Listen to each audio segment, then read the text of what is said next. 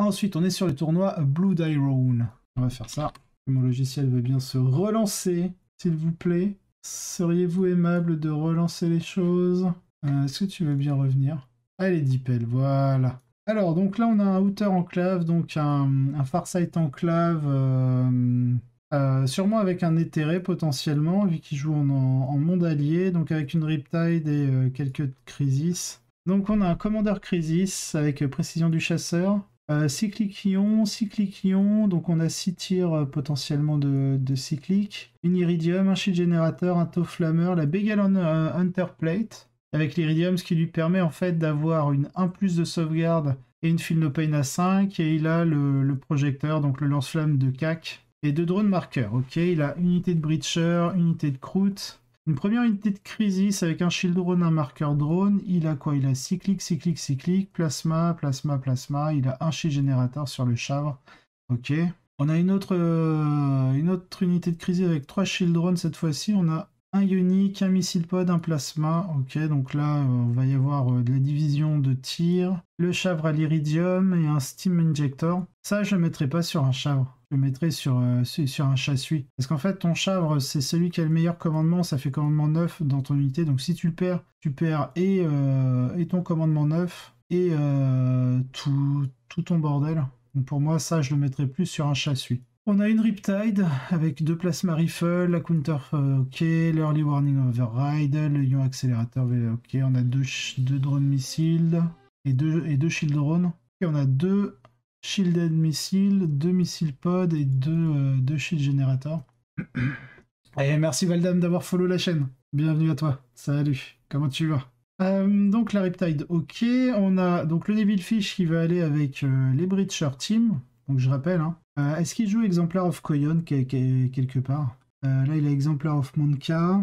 Non, il joue pas l'Exemplar of Koyon. Donc du coup il a pas le redéploiement. Mais du coup en fait ce qu'il peut faire, il met ses Breacher dans le Devilfish. Le Devilfish a un pré-move de 9 pouces. Si en plus il a le tour 1, bah, il peut bouger 12. Donc 12 et 9 ça fait 21 pouces. Via un stratagème, il peut débarquer ses Breacher de 3 pouces, donc 21, on se retrouve à 24 pouces de distance. Il peut bouger de 6. Vu que ses armes sont assaut dans les Breachers, et ben il peut advance. Donc en gros, on est à 24 et 6, on est à 30. On va prendre une moyenne base de 3 pouces d'advance. Donc il a fait 33 pouces et il peut tirer entre 8 pouces et 14 pouces. Bon, on va aller chercher les 8 pouces avec les Breachers. Et à partir du moment où il est à 12 pouces de son Devilfish, il va pouvoir utiliser un stratagème pour gagner une reroll des 1 pour toucher. Et avec un autre stratagème, il va avoir une full reroll des bless. Donc quand on a de la force 6, PA-2 ou -3, ça peut casser pas mal de choses et mettre une pression assez dingue.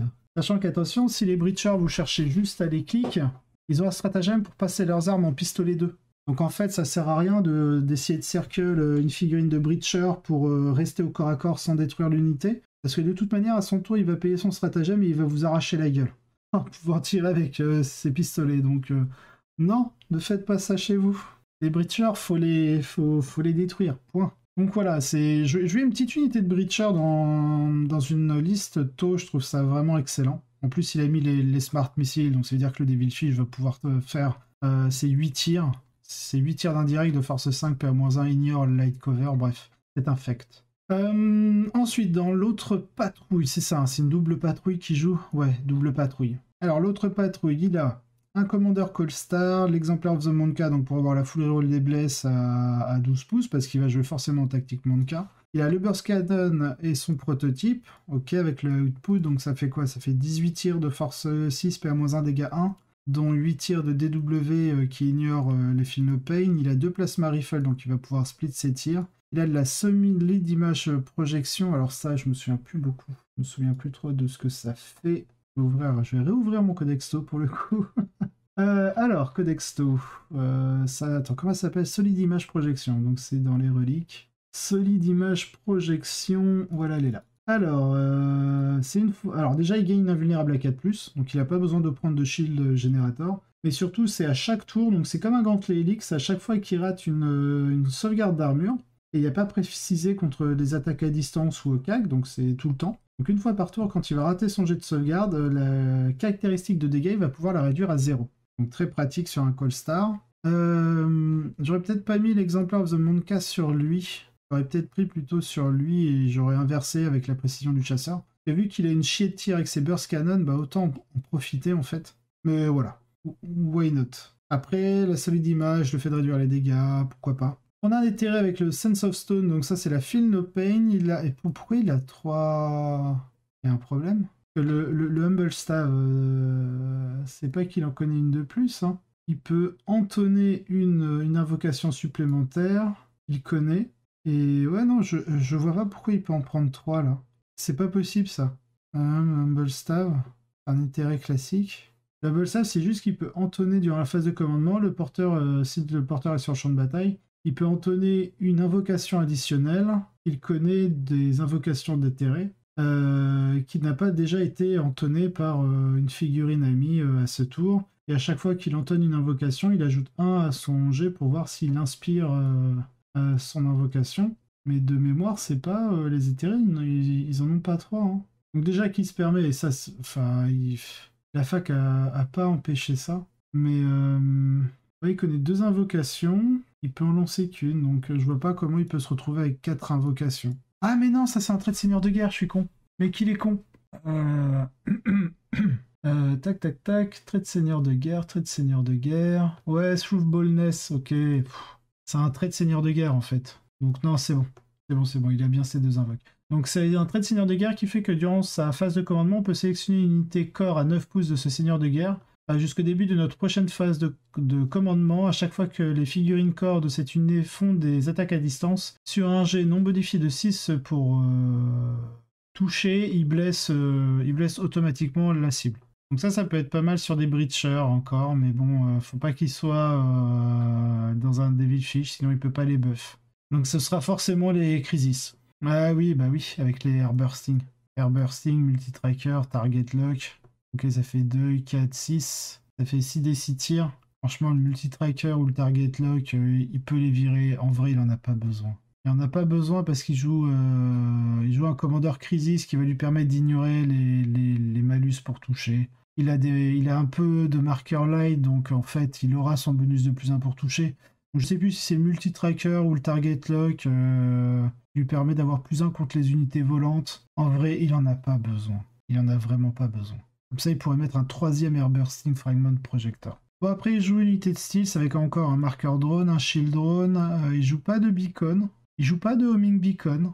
C'est bizarre dans un Farsight de pas jouer au moins une homing beacon pour faire arriver en frappe une unité de crisis et pour pouvoir jouer le stratagème Farsight drop zone and clear pour avoir la full roll des touches et des blesses à ce moment-là. Donc ouais, je trouve ça un peu bizarre qu'il n'y ait pas de homing beacon. Je regarde dans l'autre détachement, mais je crois pas qu'on ait vu de... Non, ouais, il en a pas. Il joue pas de stealth. Donc ouais, t'as un petit banc. Croûte, les Croûte Hound, donc ça c'est les chiens Croûte. Et encore un Devilfish, donc il joue vraiment avec 2 teams de Breacher en Devilfish. Ok. Et enfin, donc on rencontre un Adeptus, donc il a rencontré un Adeptus Custodes, un Empereur Chosen, voilà, classique.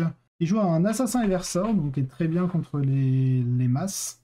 Shield Captain, Inhalarus, Terminator, donc Feel No Pain, Radiant Mantle, la Praetorian Plate pour se téléporter. Le Unstoppable Destroyer pour, je crois que c'est sa conso, il fait une conso de 4 pouces dans le sens qu'il veut, pas forcément vers la figurine la plus proche. Un Trajan Valoris, il a quoi? Custodian Guard avec un Présidium et un Présidium... Enfin, non, avec 2 shields de shield, ok, avec qu'une seule lance en fait. Très bien, donc il est très bien équipé pour affronter le taux et ses dégâts indirects. Il a une unité de Prosecutor, il a une unité de 3 Alarus en H. Ça marche, unité de 1. Il a les Warden pour protéger les persos. Il a la Vexilia Magnifica et la Castellenmark. Donc voilà, c'est vraiment le classique. Hein. Les Impregnable Mine, ça c'est pour le Deny the Witch à +1. Le Castellenmark, c'est la relique de redéploiement. Et la Vexilia Magnifica, c'est la Vexilia qui donne Dense Cover à 6 pouces autour. Et on est en 3x3 moto Salvo Launcher. Donc un classique. On va dire ce qui n'est pas classique, c'est l'Assassin et Versa. Un autre match contre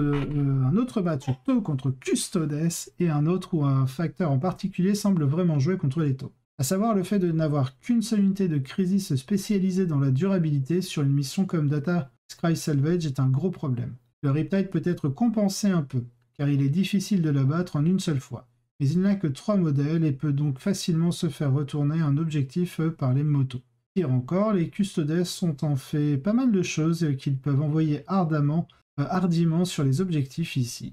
Ils ont 2 unités de garde avec des boucliers qui peuvent éviter les frags, les armes, les airbursting et les SMS. Et l'unité d'Alarus peut se séparer pour couvrir plus de terrain, en cas de besoin. Dans l'ensemble, beaucoup plus d'unités de capture d'objectifs que vous ne le pensez. Tous les jouets Custodes, et Versor inclus, ont de bonnes chances de gagner un punch-up sur un objectif également. Il y a un vrai risque pour les taux que leurs divers chefs, je dirais, deviennent un handicap pour marquer des points sur Grim's and Dawn ou autre. Ah oui, chef, ça va être les Croutand, qui du coup peuvent donner facilement des Grim's and Dawn aux Custodes. C'est le Custo qui gagne 83-67 quand même. À part ça, Custo, c'est dans le mal. J'ai l'impression que cela signifie que les taux doivent jouer un jeu beaucoup plus prudent et qu'ils ne le souhaiteraient naturellement. Le grand prix, tel que je le vois, serait de tirer les Custodes dans une position où vous pouvez appâter Hospice avec l'une des grosses unités, puis utiliser les Breachers avec Breach and Clear pour récupérer l'une des escouades d'infanterie en les convertissant réellement en valeur réelle, et en laissant les Custodes un peu à la traîne. Vous préféreriez certainement avoir vos points dans une autre Death Star de la Crisis, mais sans cela, vous devez trouver un moyen de vous assurer que les unités utilitaires de la liste ne sont pas juste un pur handicap, et un débarquement post-mouvement bien chronométré dans un grand jeu sur un flanc, autour 2 ou 3 semble être la voie la plus probable pour cela. Suivi avec espoir par un rattrapage de terrain sur le marquage via la mission primaire, le grand risque même dans ce cas est qu'une tentative même un peu faible va permettre aux Custodes d'anéantir le score primaire des taux jusqu'au milieu de la partie, et ce facteur en général rend la bataille difficile pour eux. Ce n'est tout simplement pas la mission à essayer de jouer dans une liste de Custodes à 3 unités de moto. Le résultat montre que les taux ont fait une tentative crédible ici. Lorsqu'une partie tourne mal sur Datascry, on a tendance à obtenir des scores extrêmement bas pour le perdant. Et 67 est assez respectable au point que je pourrais croire qu'ils ont fini par avoir de l'avance sur le matériel en fin de partie et ont commencé à reprendre quelques points, mais les Custodes ont eu assez de points pour prendre la victoire. Ok. Alors je vais juste aller voir vite fait la data slate. La datasheet des Breachers pour me remettre en tête un peu leur arme. Donc quand on est en surchauffe sur leur arme, c'est ça, ouais, c'est force 6, PA-2, dégâts 1, c'est ça. Et ça envoie une chier de tirs, genre vraiment. Parce qu'une unité de 10, c'est 20 tirs en 3 plus reroll D1, parce que s'il est à 12 pouces en tant que Farsight Enclave, il bénéficie direct gratuitement d'un jeton de marqueur light automatique. Donc il touche en 3 plus reroll D1. Et du coup, quand il va blesser, il est en... Bon, de toute façon, il sera en full reroll via son stratagème, mais c'est surtout qu'il va gagner un bonus à la PA en mon cas. Donc il sera pas PA-2, il sera PA-3. Donc il suffit de taper sur des unités qui n'ont pas vraiment de grosses invus et ça peut craquer facilement. Et donc là, ce qui est intéressant en jouant les Breachers, et sachant qu'il joue 2 unités de Breachers, c'est effectivement ça, c'est d'appâter en fait les stratagèmes du Custodes en séquençant vos tirs. C'est-à-dire qu'en taux, là, l'objectif c'est de forcer en fait le joueur Custodes à utiliser son stratagème d'anti-reroll et sa transhumane sur une unité qui sera ciblée par votre gros pack de Crisis. Et derrière, en fait, vous enchaînez contre d'autres unités Custodes pour les préveler grâce aux Breachers. Voilà. Donc clairement, pour moi, les Breachers, il y a vraiment une force dans les listes taux à les jouer. Pas trop, parce que bon, ça coûte quand même un bras. Hein. Le Devilfish, il est pas gratos. Le Devilfish, voilà, à poil avec les Smart Systems, quand même, il a 105 points. 105 points, le Breacher tout nu est à 85, donc ça vous fait 190 points quand même. Donc si vous prenez 2 unités comme là c'est le cas, ça vous prend 380 points. C'est pas énorme en soi. Parce que une fois que le Devilfish a débarqué l'équipe Breacher, il va pouvoir faire sa life s'il survit. Avec les Smart Missile Systems, il suffit qu'il se foute à 30 pouces de l'adversaire et il pourra toujours le bombarder. Donc voilà, le topo sur les Breachers et un peu la stratégie contre les Custos. Donc à la première place, on retrouve le Custodes, évidemment. Ce qui est notable ici, c'est que ce build semble particulièrement bien adapté aux missions qui vous demandent d'aller large, comme l'épreuve de force semble l'avoir confirmé. Un Eversor est un choix intéressant pour un assassin, j'ai toujours été un fan de Calidus moi-même, mais c'est une autre chose comme le tank Calidus qui est soudainement dans un environnement plus riche en cibles avec l'arrivée des Aeldari. Parce que déchirer l'infanterie d'élite fragile est ce qu'ils font de mieux. En dehors de cela, c'est une affaire très efficace comme d'habitude, et félicitations à Zachary pour l'avoir mené à la victoire. Le reste du top. Alors, qu'est-ce qu'on nous dit ? Les classements suivants présentent un mélange de scores car il semble qu'il y ait eu plus de matchs nuls que d'habitude lors de cet événement.